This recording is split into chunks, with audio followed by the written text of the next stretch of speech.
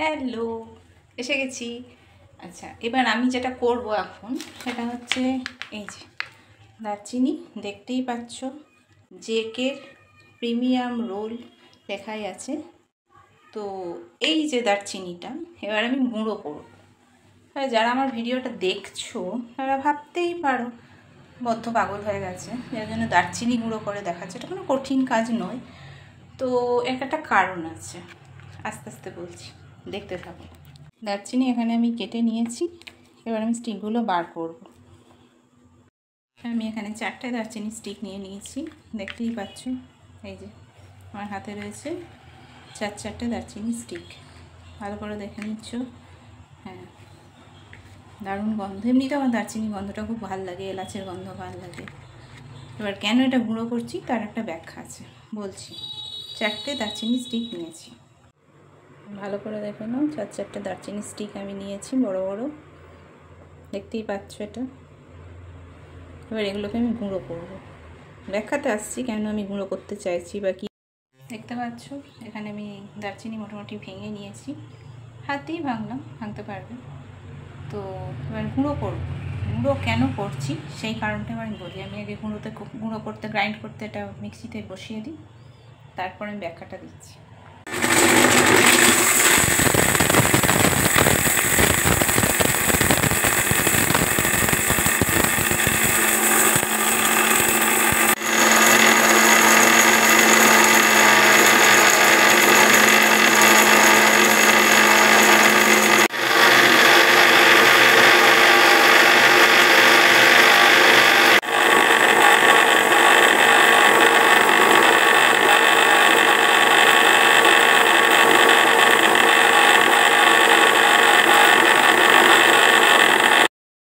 দারচিনি আমার গুঁড়ো করা হয়ে গেছে। এবার বলি দারচিনি কেন গুঁড়ো করলাম।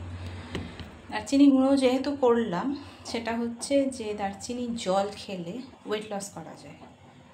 আমি মাঝে মাঝে ওয়েট গেইন করে ফেলি, এবার আমার জিমে যাওয়া একদম পছন্দ না, ফুটি ভীষণ, তাই আমি এই পদ্ধতিটা অ্যাপ্লাই করি। এবার দারচিনির জল খাওয়া বা সিনামন ওয়াটার কিংবা তোমার কি বলবো দালচিনি পানি যেটাকে বলি, সেটা খাওয়ার একটা দুরকম প্রসেস আছে।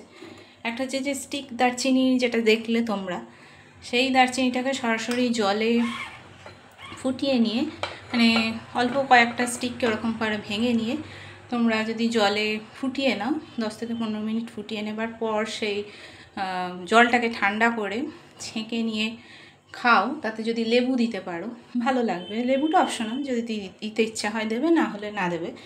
সেটা একটা প্রসেস, সেইভাবে খাওয়া যায়। সেকেন্ড প্রসেসটা হচ্ছে এই যে দারচিনি গুঁড়ো করে। দারচিনি গুঁড়ো আমার হয়ে গেছে।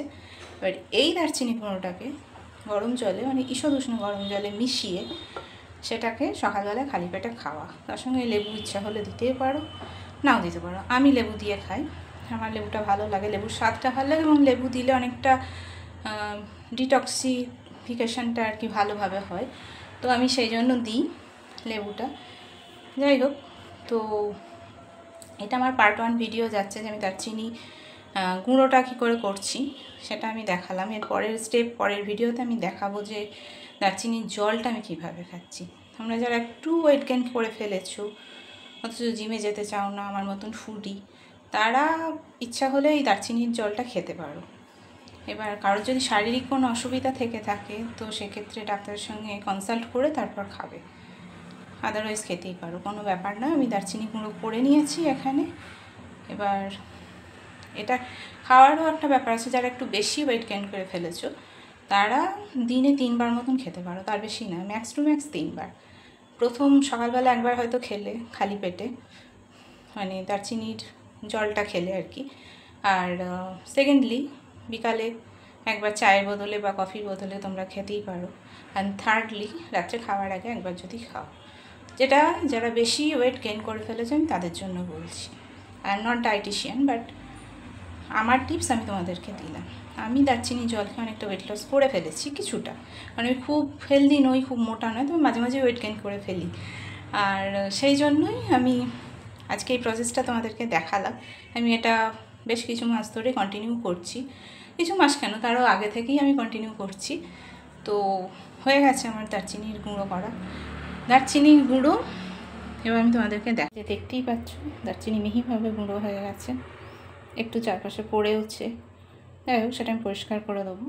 তো ওই যে মিহিভাবে দারচিনিটা গুঁড়ো হয়ে গেছে এবং এটা এখনও যথেষ্ট গরম। এটা ঠান্ডা হলে একটা কাঁচের শিশিতে বা কোনো এয়ারটাইট কন্টেনারে ভরে রাখবে, তারপর ইচ্ছা মতন সেটাকে ব্যবহার করবে। আমার এই যে দারচিনি গুঁড়োর ভিডিও যদি ভালো লেগে থাকে লাইক করো, চ্যানেলটা সাবস্ক্রাইব করো, ইচ্ছা হলে শেয়ারও করতে পারো। যাই হোক আমি দারচিনি গুঁড়ো করে নিয়েছি। ফার্স্ট ভিডিওটা আমি দেখালাম।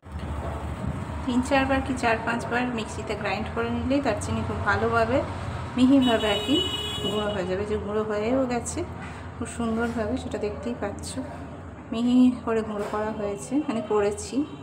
3-4 বার মোটামুটি গ্রাইন্ড করে নিলেই খুব সুন্দরভাবে দারচিনি গুঁড়ো হয়ে যায়, কোনো অসুবিধা হয় না, মিক্সিতে তো অসুবিধা হবে না। টাটা।